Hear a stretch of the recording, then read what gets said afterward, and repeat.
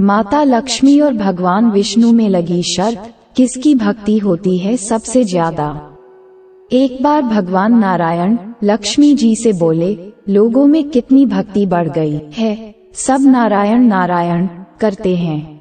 तो लक्ष्मी जी बोली, आपको पाने के लिए नहीं, मुझे पाने के लिए भक्ति बढ़ गई है। भगवान ने कहा, लोग लक्ष्मी लक्ष्मी ऐसा जाप थोड़े ही ना करते हैं। इस पर माता लक्ष्मी बोली कि विश्वास ना हो तो परीक्षा हो जाए। फिर भगवान नारायण एक गांव में ब्राह्मण का रूप लेकर गए। एक घर के दरवाजा खटखटाया। घर के यजमान ने दरवाजा खोलकर पूछा, कहाँ के हैं? भगवान बोले, हम तुम्हारे नगर में भगवान का कथा कीर्तन करना चाहते हैं। यजमान बोले, ठीक है महाराज, जब तक कथा होगी आप मेरे घर में रहना। गांव के कुछ लोग इकट्ठा हो गए और सब तैयारी कर दी। पहले दिन कुछ लोग आए। अब भगवान स्वयं कथा कर रहे थे तो संगत बढ़ी। दूसरे और तीसरे दिन और भी भीड़ हो गई। भगवान खुश हो गए कि कितनी भक्ति है लोगों में। लक्ष्मी माता ने सोचा, अब देखा जाए कि क्या चल रहा है।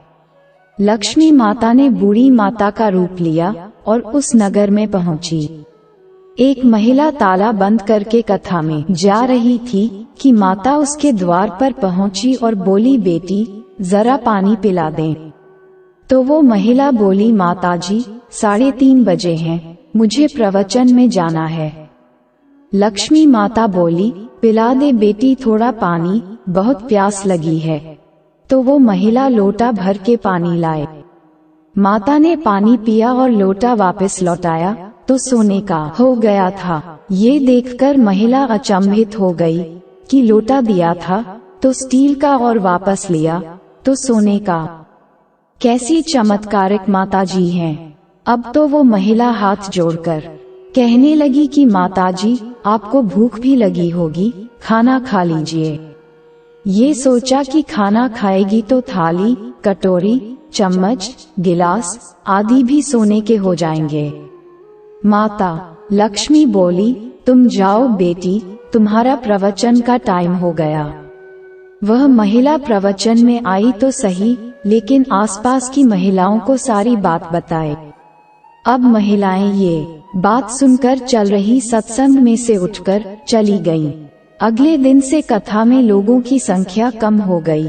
तो भगवान ने पूछा कि लोगों की संख्या कैसे कम हो गई?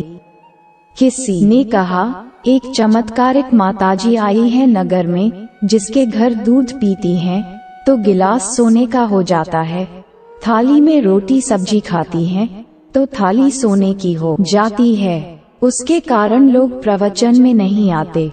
भगवान नारायण समझ गए कि लक्ष्मी जी का आगमन हो चुका है। इतनी बात सुनते ही देखा कि जो यजमान सेठ जी थे वो भी उठ खड़े हो गए और तुरंत खिसक गए। पहुँचे माता लक्ष्मी जी के पास और बोले, माता मैं तो भगवान की कथा का आयोजन कर रहा था और आपने मेरे घर को ही छोड़ दिया।